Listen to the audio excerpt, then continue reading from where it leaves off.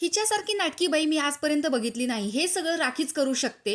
राखीशिवाय big बॉसच्या घरामध्ये entertainment होणं शक्य नाही. अशा प्रकारच्या भन्नाट पॉझिटिव्ह कमेंट्स राखीबद्दल आहेत. कारण प्रोमो सुद्धा तसाच आहे आणि राखीने केलेली गोष्ट देखील तशीच आहे. त्यामुळेच एवढ्या पॉझिटिव्ह कमेंट्स राखीबद्दल आहेत. तर आपल्याला ही गोष्ट माहीतच आहे की बिग बॉसचा शो हा राखीसाठीच बनलेला आहे. शो फ्लॉप झाला म्हटलं की ते राखीला बोलवून आणतात. असं वाटतं शो राखीसाठी आहे की राखी शोसाठी आहे, कारण ती नेहमीच या घरामध्ये असते. आता राखी ती राकेशला सांगते, आपल्या दोघांचा बऱ्याच लोकांना प्रॉब्लेम आहे. म्हणजे त्या दोघांचं बिग बॉसच्या धक्क्यावरती लग्न सुद्धा लावून दिलेलं होतं रितेश भाऊंच्या समोर. म्हणजे त्यांनी ते खोटं लग्न केलेलं होतं, पण काही का असेना त्यांनी एकमेकांच्या गळ्यात ती माळ घातलेली होती. त्यामुळे राखीचं असं म्हणणं आहे की मग असं काही नाहीये म्हणून सांग, कारण आता आपण फ्रेंड्स आहोत.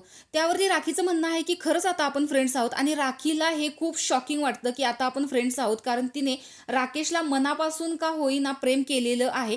त्यामुळे प्रोमोमध्येच दाखवलेलं आहे की चंद्राला ग्रहण लागलेलं आहे, म्हणजे राखीला राकेशचं ग्रहण लागलेलं आहे.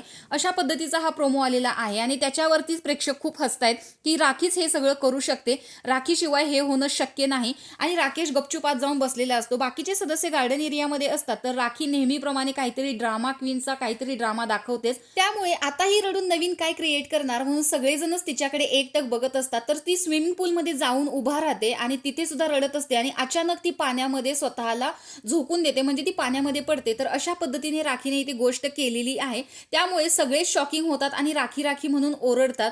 तर राखीचा हा ड्रामा बघायला तुम्हाला किती आवडेल हे कमेंट बॉक्समध्ये नक्की सांगा आणि अशाच बिग बॉसच्या नवनवीन अपडेट्स पाहण्यासाठी आपल्या चॅनलला सबस्क्राईब करा. तोपर्यंत बाय.